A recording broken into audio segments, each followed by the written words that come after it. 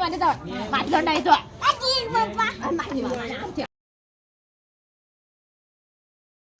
Hello hello नमस्कार, welcome back to my channel Pallavi Ingalkar blog. तर आज मी ब्लॉग स्टार्ट करत आहे सायंकाळपासून, कारण सकाळीपासून मी काही स्टार्ट केलेला नाही. विचार केला की आज ब्लॉग नाही करणार म्हणून, पण मग आता पुन्हा माझा विचार चेंज झाला की चला म्हटलं, खाली पिली वाटत होतं थोडंसं.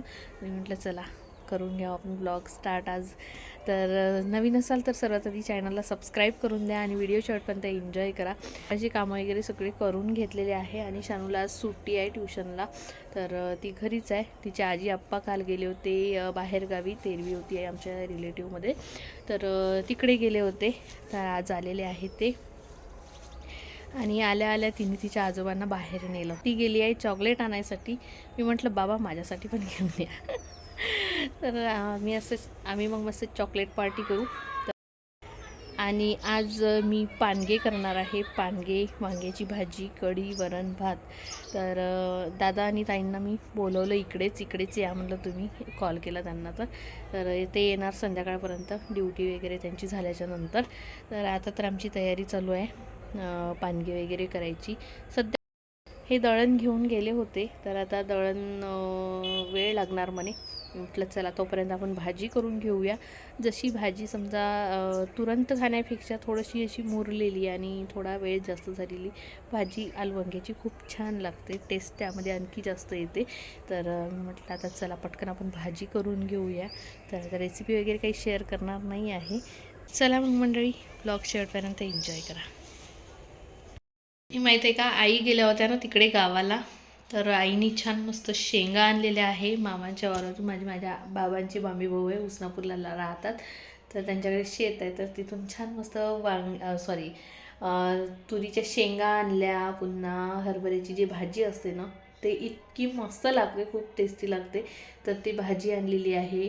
पुन्हा थोडा सांबार, मेथी असं सगळं घेऊन आलेले आहे आई. आणि आता त्यांनी दाणेसुद्धा काढून घेतले वांग्याच्या भाजी टाकायसाठी. वांगे सोले करणार. आणि ह्या छान शेंगासुद्धा उकळलेल्या शेंगा खूप छान लागतात, मीठ टाकून उकळतात त्यांना. तर आता आम्ही तेच खात आहोत, उकळलेल्या शेंगा. या शेंगा घ्या ना. ओ खाऊन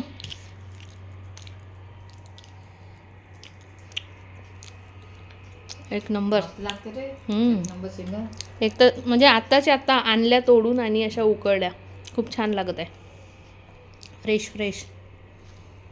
एकही शेंग किडक नाही आहे, त्यामुळे ना डोळे बंद करून खाऊ शकतो आपण. असं काही नाही आहे की किडक असणार बा म्हणून. मस्त शेंगा. हां, नाहीतर अळ्यांचं उकळलेल्या शेंगा खायच्या म्हणजे कसं अळ्या वगैरे निघतात, मग तेच पाहून खाऊशा वाटत नाही. पण एकही शेंग बेकार नाही आहे, डागलेली नाही आहे, मस्त शेंगा आहे आमच्या मामाच्या वावरातल्या. आम्ही पण जाऊ आता, पुढच्या महिन्यात त्यांच्याकडे कार्यक्रमच आहे. याच महिन्यात आहे का? आम्ही जाऊ सगळेच, सहकुटुंब सहपरिवार. इतक्यात आम्ही काही गेलो नाही, कारण एकात एक कार्यक्रम येत होते ना त्याच्यामुळे. आणि यावर्षी जाऊ. यावर्षी नाही ना कोणता कार्यक्रम आहे? हां नाही ना, आमच्या एकात एक कार्यक्रम येत होते. यावर्षी तर लग्न आलेले आहे, त्याच्यामुळे आई राहणार खरांगण्यात, आम्ही वर्धेत जाऊ. हो, आता जसे कार्यक्रम अटेंड करणं होते तसं करू. मग घरचा कार्यक्रम म्हणल्यावर तिकडे पण जाणं आवश्यकच आहे. तिथं जे यास लागत ना पाहायला लागासाठी.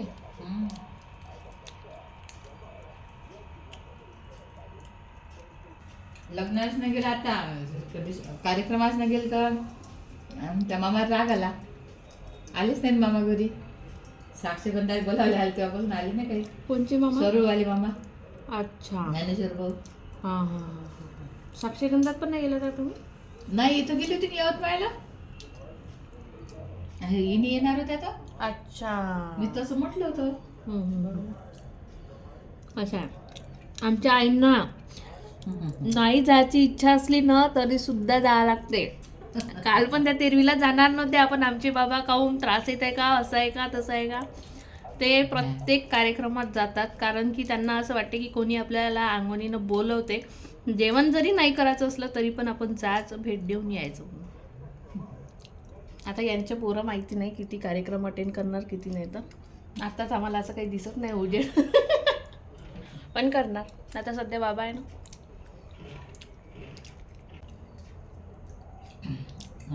कवितानं स्वयंपाक पण छान बनवला. हो का? छान. वरण, मामी भात, स्वयंपाक भाजी, चांगले पोळी, बनवते. आलू वांग्याची भाजी. बाबा मस्त जेवले. हो, बाबा पण म्हणत होते हां की एक नंबर आलू वांग्याची भाजी बनवली म्हणून मी मस्त जेवण करून आलो. छान तूप वाढलं हो का? त्याचं. शुद्ध तूप आहे हो म्हणजे ते ना कुठून आणतात झाडी सावरून. हो का? मस्त हाताचा वास येत होता. हो. शेंगा खात खात गप्पा गोष्टी वगैरे झाल्या. त्यानंतर मग मी आली ते भाजी करायसाठी. चला मग आता पटापट तुमच्यासोबत रेसिपीसुद्धा शेअर करून देते. करणार होती पण करून घेते. तर आज ना भाजी बनणार आहे बिना टमाटरची, कारण आईंना चालत नाही टमाटर, त्यामुळे औषध घेते आणि ते आयुर्वेदिक, त्यामुळे. तर सर्वात आधी खोबरं भाजून घेतलं, कांदा भाजून घेतला, त्यामध्ये धनेपूड टाकून घेतलं, ते मिक्सरमध्ये वाटण करून घेतलं. त्यानंतर भाजीला हवं तेवढं तेल टाकून घेतलं. त्यानंतर मसाला जो आहे आपण वाटण केलेला तो टाकून दिला आणि त्याच्यानंतर टाकलेला आहे तिखट, मीठ, मसाले जे काही आहे ते रोजचे ते टाकलेले आहे. आणि हे सगळं असं छान मसाला होऊ दिलेला आहे. आणि थोडासा गूळ टाकला, ज्यामुळे समजा एखादी वांगं जर जरड वगैरे असलं तर भाजी थोडीशी कडसर मारते, म्हणून मग थोडा गूळ टाकला. तर आणि हे तिखट मीठ मसाला झाल्यानंतर यामध्ये दाणे टाकून दिले आणि हे दाणे ना आधीच शिजू देते मसाल्यामध्ये आणि त्यानंतर मग मी वांग्याच्या फोडी टाकते. नाहीतर मग दाणे शिजून जाते आणि कोणचे कोवळे वांगे असले तर मग कसं वांगे जे आहे ते गलगल होऊन जाते आणि दाणे शिजायचेच राहते. म्हणून दाणे शिजू दिले आधी थोडेसे आणि त्याच्यानंतर मग वांगे टाकून दिले आणि हे छान आता ह्या ग्रेव्हीमध्ये होऊ देणार. तोपर्यंत मी इथे पानग्याचं भिजून घेते. पानग्याची कणिक आणलेली होती दळून. पानक्याची कणिक कशी भिजवते मी ते सुद्धा तुम्हाला सांगून देते पटकन. तर कणिक आहे, हे पानक्याची कणिक म्हटलं की दळून देतात ते व्यवस्थित गिरणीवाले. मला हवं तेवढं पीठ घेतलेलं आहे, त्यामध्ये चवीनुसार मीठ टाकलेलं आहे. भरपूर मीठ टाकायचं व्यवस्थित, असं चव लागली पाहिजे अशी. त्यानंतर ओवा आणि जिरं हे थोडंसं बेलण्याने जे आहे ते थोडंसं कुटून घेतलेलं आहे आणि यामध्ये टाकलेलं आहे. यामुळे ना स्वाद खूप चांगला येतो पानग्यांना. आणि घरी सोडा नव्हता, त्यामुळे मग मी तेल टाकलेलं आहे, मोहन केलेलं आहे, छान कडाकड असं तेल होऊ दिलेलं आहे आणि यामध्ये सोडलेलं आहे तेल. तर ही जी टेक्निक आहे ही युगची मम्मी जी आहे आमच्या बाजूला शेजारी राहते त्यांनी सांगितलेली होती. नाहीतर मी आधी कधी तेल वगैरे टाकत नव्हती, सोडाच टाकत होती. तेलामुळे मला असं वाटत होती की ऑइली वगैरे होत असतात म्हणून. पण छान होतात, खुसखुशीत होतात आणि लवकर शिजतात सुद्धा. आणि भिजवताना कसं पाणी थोडं न जास्त टाकूनच भिजवायची, जेणेकरून जे थोडंसं मुरू द्यावं लागते, तर मग ते पूर्ण पाणी जे आहे पिऊन घेतात. नाहीतर मग कणिक एकदम गोट्यासारखी होऊन जाते.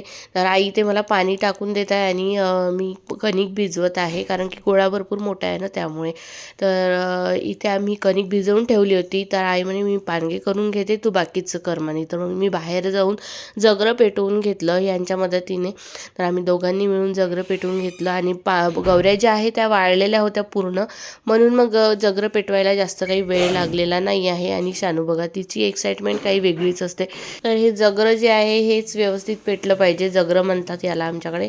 तर हे व्यवस्थित पेटलं पाहिजे, नाहीतर मग पानगे काही व्यवस्थित बनत नाही. आणि गंमत सांगते तुम्हाला, गवऱ्या ज्या आहे आम्हाला कमी पडल्या होत्या, त्याच्यामुळे काही पानगे जे आहे मग ते तसेच म्हणजे हे राहिले होते थोडेफार कच्चे आतून.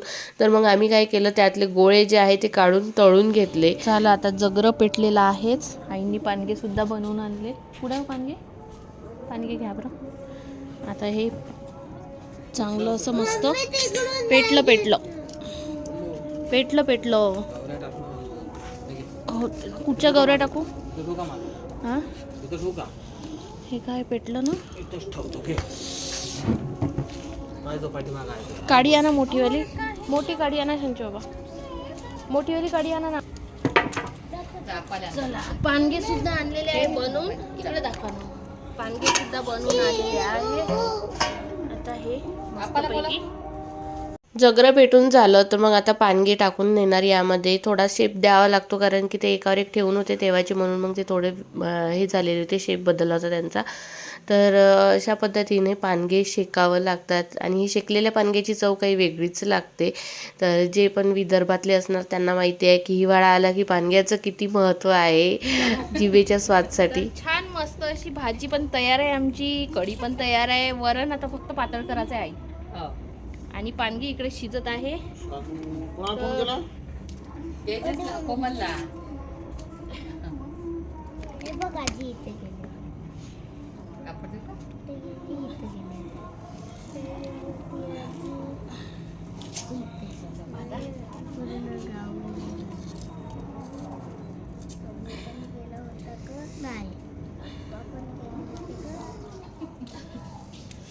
बघा किती टेक्नॉलॉजीनं पानगी शेकणं सुरू आहे आमचे. अहो याच्यातून सगळं अगळं वगळं दिसून राहिलं ना.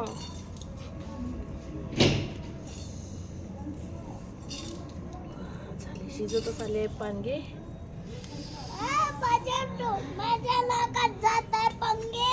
पानगे चालले, एवढं मोठं नाव आहे तुझं. पाहुणे मंडळी आलेली आहे, आमच्या घरची पाहुणे मंडळी.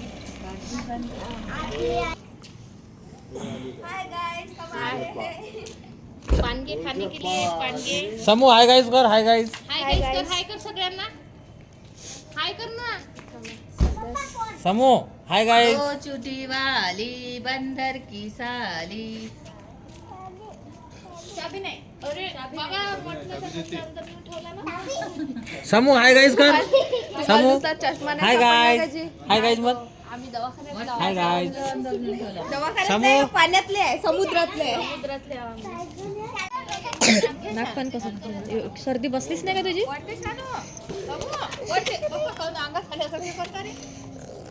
कुठे गेलो. दीदी रागवते, शानू दीदी रागवते.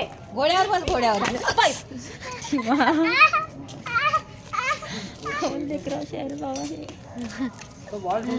हात पाय जोडतो तुमच्या. त्यात बसलेला डोबा. समूह हाय कर. माझी शानू दीदी आहे. समूह हाय कर. माझी शानू दीदी आहे. समूह माझी शानू दीदी आहे. तू नाही माझ्या जवळ. माझा नाही तो. आमची वे. ओ पप्पा इथे घ्या लवकर. शानू घ्या लवकर. आमची बाई. काही नाही ते काकावे का आमचे काकावे ते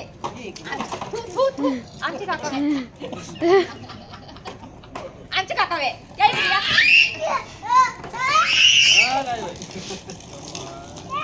चल आपण जाऊ. चल पुढे जाऊ आपण. चल शांतते, उठ गाडी चल.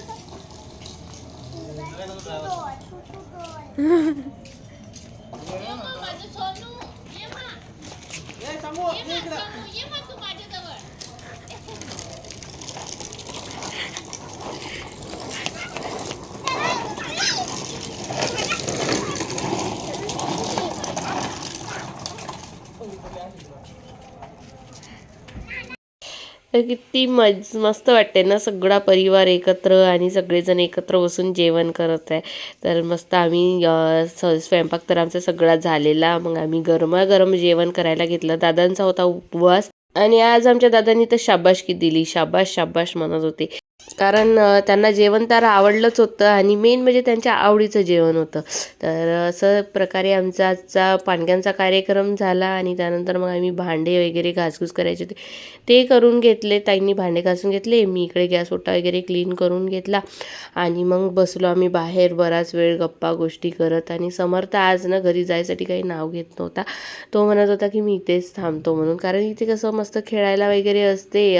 म्हणजे त्याला खेळणे वगैरे त्याचा काही अर्थ नाही आहे. त्याचा आहे की मस्त इकडे तिकडे पळायला जागा मिळाली पाहिजे बस.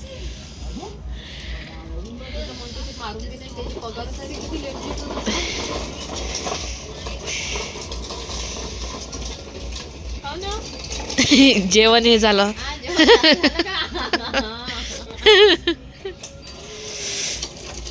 झोप येत असं ना आता.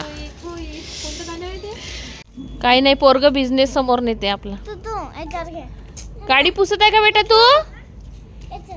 गाडी पुसत आहे तू? पुसून टाक.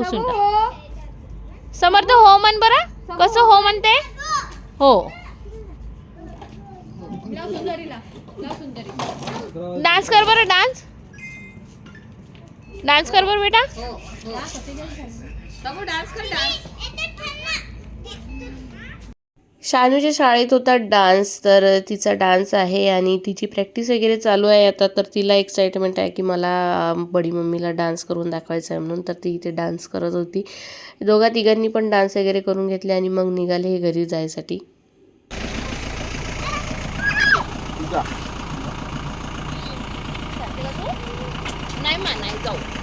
बाय बाय भेटू कधी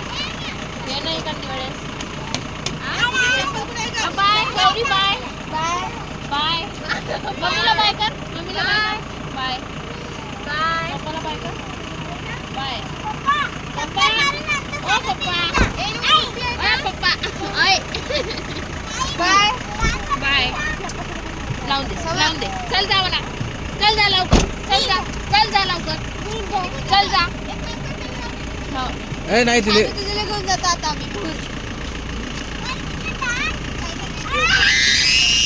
शानू दीदीला नाही नेऊ काकू शानू दीदीला बाहेर दे बाय कर ना अरे बाय कर ना गेले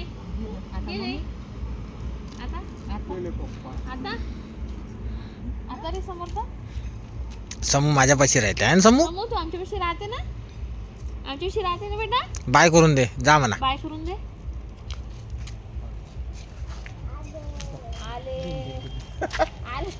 आली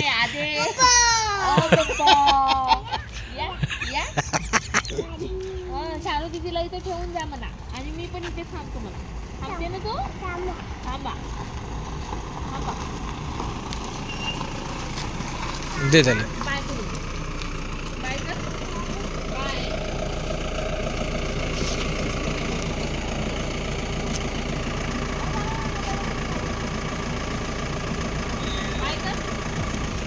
तो काही तिथून जायसाठी तयार नव्हता, पण रडत पडत गेला आणि मग आम्ही सुद्धा आराम केला. तर चला मग मंडळी, आजचा मजेशीर व्लॉग झालेला आहे. आम्हाला पण खूप जास्त मजा आलेली आहे. तर कमेंट्स करून नक्कीच सांगा कसा वाटला कसा नाही. आणि शानू बघा इथे रडत आहे, कारण तिला पण जायचं होतं. मग तसं बसं तिला पण शांत केलं आणि मग तर चला मंडळी, आवडल्यास चॅनलला लाईक करा, शेअर करा, सबस्क्राईब करायला विसरू नका आणि बेल आयकॉनवर नक्की क्लिक करा. भेटू उद्या नवीन एका छानशा व्हिडिओमध्ये. तोपर्यंत bye bye, good night, take care, bye.